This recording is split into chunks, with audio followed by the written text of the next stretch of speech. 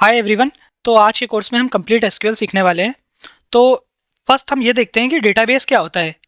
ठीक है, database is a collection of data in a format that can be accessed. To understand this database let's consider Facebook. Facebook is a very big company और Facebook में बहुत सारी details हैं अंदर, right. Facebook में कौन से यूज़र क्या पोस्ट कर रहे हैं वो सारी डिटेल्स भी फेसबुक रखता है अपने पास। मीन्स यूजर्स के लॉगिन आईडी पासवर्ड का भी डिटेल्स कैप्चर करके रखता है फेसबुक।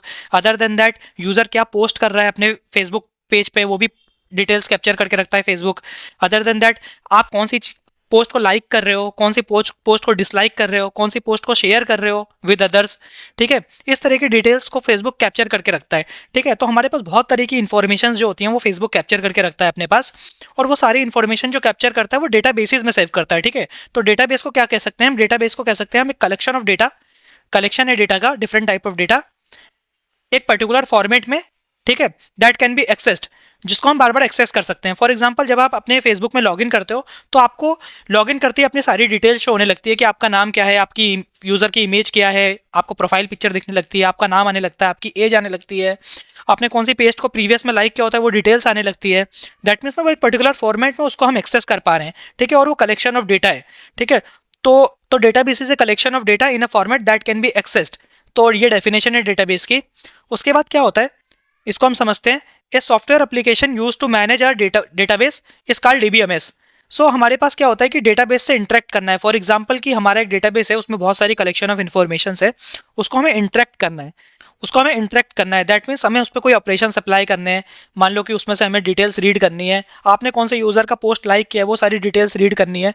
तो ये डायरेक्टली हम नहीं कर सकते, इसके लिए हमारे पास एक सिस्टम होता है या एक सॉफ्टवेयर होता है जिसको हम डेटाबेस मैनेजमेंट सिस्टम बोलते हैं। ठीक है, तो उसके थ्रू हम डेटाबेस से इंटरेक्ट करते हैं। तो यूज़र को जब भी इंटरेक्ट करना होगा डेटाबेस से तो डायरेक्टली हम नहीं कर सकते, बीच में there is a layer DBMS जिसको बोलते हैं डेटाबेस मैनेजमेंट सिस्टम। ये एक सॉफ्टवेयर होता है, उसके थ्रू हम डेटाबेस पे इंटरेक्ट करते हैं। ठीक है, और डीबीएमएस भी डिफरेंट टाइप के हो सकते हैं डेटाबेस मैनेजमेंट सिस्टम। हमारे पास माइक्रोसॉफ्ट एसक्यूएल सर्वर का डेटाबेस मैनेजमेंट सिस्टम है। माई एसक्यूएल भी हमें प्रोवाइड करता है database management system. Postgres SQL भी करता है और ओरेकल डेटाबेस भी करता है, and there are many more इस तरह से। बट करंटली इस कोर्स में हम माइक्रोसॉफ्ट एसक्यूएल सर्वर यूज करेंगे अपने डेटाबेस बनाने के लिए और इंटरेक्शन करने के लिए और सीखने के लिए एसक्यूएल को। बट ऑल दो in this course I am using Microsoft SQL server, but जो क्वेरी होगी, जो एसक्यूएल होगा, जो सिंटेक्स होगा इसका, वो ऑलमोस्ट सारे माई एसक्यूएल हो चाहे पोस्टग्रेस एसक्यूएल हो चाहे ओरेकल हो, सब में ऑलमोस्ट सेम होता है। तो अगर आप कोई और डेटाबेस मैनेजमेंट सिस्टम भी यूज कर रहे हो इस कोर्स में, ठीक है, इस कोर्स की एप्लीकेशंस को अप्लाई करने के लिए, तो that is going to work, that won't impact anything. तो नेक्स्ट हम देखते हैं कि टाइप्स ऑफ डेटाबेसिस। तो हमारे पास डेटाबेसेस में भी बहुत दो डिफरेंट टाइप ऑफ डेटाबेसेस होते हैं। एक होता है रिलेशनल डेटाबेस, एक होता है नॉन रिलेशनल डेटाबेस। ठीक है, तो रिलेशनल डेटाबेस क्या होता है? Data stored in a table. तो हमारे डेटाबेस में जब भी कोई डेटा टेबल्स की फॉर्म में सेव होगा, ठीक है, तो उसको हम रिलेशनल डेटाबेस बोलेंगे। दैट मीन्स हमारे पास कोई डेटाबेस है, उसमें जो भी इंफॉर्मेशन है, जो भी डेटा है वो टेबल्स की फॉर्म में है, तो उस तरह के डेटाबेस को हम बोलते हैं रिलेशनल डेटाबेस। और रिलेशनल डेटाबेस से हमारे पास इंटरेक्ट करने के लिए एक लैंग्वेज होती है। फॉर एग्जाम्पल, अगर आपको मान लो कि कंप्यूटर लैंग्वेज में हमारे पास डिफरेंट टाइप ऑफ लैंग्वेजेस होती है, like Python, C plus plus etcetera.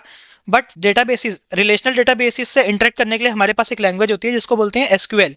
इसको आप ऐसे कंसिडर कर सकते हो कि मान लो आपको फॉरेन में किसी आदमी से बात करनी है तो आपको इंग्लिश आनी चाहिए, राइट। अगर आप इंडिया में किसी से बात कर रहे हो तो मोस्ट ऑफ द लोग हिंदी बोलते हैं, राइट। तो Hindi is the best language कि आप हिंदी में इंटरेक्ट करोगे तो लोगों को ज़्यादा समझ में आएगा। और फॉरेन में अगर आप हो तो इंग्लिश में आपको समझ में आएगा। सिमिलरली कंप्यूटर लैंग्वेज में भी डिफरेंट टाइप ऑफ लैंग्वेजेस होती है, like C plus plus, Python etcetera.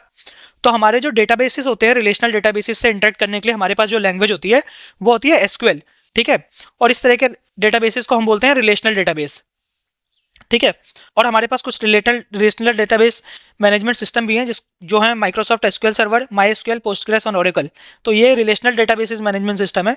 एक हमारे पास और एक टाइप का डेटाबेस होता है जो होता है नॉन रिलेशनल डेटाबेस, जिसको हम नो एसक्यूएल भी बोलते हैं। दैट मीन्स जहाँ पे एसक्यूएल के थ्रू हम इन डेटाबेसेस को इंटरेक्ट नहीं कर सकते, इसलिए इसको नो एसक्यूएल भी बोलते हैं। ठीक है, तो ये क्या होता है? Data not stored in table form. तो इसमें टेबल्स की फॉर्म में डेटा स्टोर नहीं होता। ठीक है, इसके कुछ एग्जांपल हैं। MongoDB is the example and there are many more no SQL databases. But in this video, because हमें सिर्फ रिलेशनल डेटाबेसेस के पढ़ने में पढ़ना है, so we are not going in depth in this non relational databases.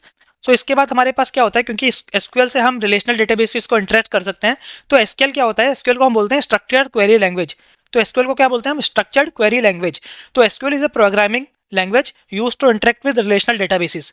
तो SQL क्या है, एक हमारे पास एक प्रोग्रामिंग लैंग्वेज है जिससे हम डेटाबेसिस पे इंटरेक्ट कर सकते हैं। इंटरेक्ट करके हम क्या कर सकते हैं, मल्टीपल ऑपरेशंस कर सकते हैं। फॉर एग्जांपल हम इस पे ना क्रड ऑपरेशन अप्लाई कर सकते हैं। क्रड क्या होता है, कुछ भी चीज़ क्रिएट कर सकते हैं, डिलीट कर सकते हैं, रीड कर सकते हैं और अपडेट कर सकते हैं। ठीक है, इसको आप इस तरह से समझ लो कि अगेन अगर आपके पास फेसबुक का आपने एक अकाउंट बनाया है, तो इनिशियली जब आप अकाउंट बनाते हो तो उसमें साइन अप करते हो, राइट। साइन अप करते वक्त आप अपनी डिटेल्स देते हो, लाइक आपका नाम क्या है, आपका एज क्या है, आपका डेट ऑफ बर्थ क्या है, इस तरह की चीज़ें देते हो। तो आप क्या कर रहे हो, डेटाबेस में क्रिएट ऑपरेशन अप्लाई कर रहे हो, राइट। अपना यूज़र आईडी क्रिएट कर रहे हो, तो डेटाबेस में क्रिएट ऑपरेशन हो रहा है। उसके बाद क्या करता है, उसके बाद क्या करते हो, जैसे ही आप अगर आप लॉगिन करते हो, तो लॉगिन करते वक्त क्या होता है कि वो आपका यूज़र आईडी और पासवर्ड आप डालते हो और एंटर मारते हो, तो बाय डिफ़ॉल्ट आपका यूज़र नेम जो आपने दिया होता है वो आ जाता है, आपकी प्रोफाइल पिक्चर आने लगती है आपके अकाउंट पे, और अदर डिटेल्स भी आने लगती है कि आपने क्या पोस्ट किया हुआ है। तो आप क्या कर रहे हो, डेटाबेस से डेटा रीड कर रहे हो। ठीक है, तो हम रीड ऑपरेशन अप्लाई कर सकते हैं। अगर आपको कोई चीज़ अपडेट करनी है, फॉर एग्जांपल अगर आपने कोई पोस्ट डाली है फेसबुक पे और कुछ टाइम बाद आपको लगता है नहीं नहीं मुझे इस पोस्ट को अपडेट करना है, तो that can also be possible, right. So आप क्या कर सकते हो, किसी चीज़ को अपडेट भी कर सकते हो। और इनकेस अगर आपको कोई पोस्ट या अपना अकाउंट डिलीट करना है फॉर एग्जाम्पल फेसबुक से, तो वो भी आप डिलीट ऑपरेशन भी अप्लाई कर सकते हो। तो बेसिकली जो हमारी एसक्यूएल होती है, तो 4 तरह के ऑपरेशन जनरली परफॉर्म करने के काम आती है। वो होता है क्रिएट, रीड, अपडेट, डिलीट, जिसको हम CRUD भी बोलते हैं। ठीक है, तो अभी इस फर्स्ट पार्ट ऑफ वीडियो को हम इतना ही रखते हैं।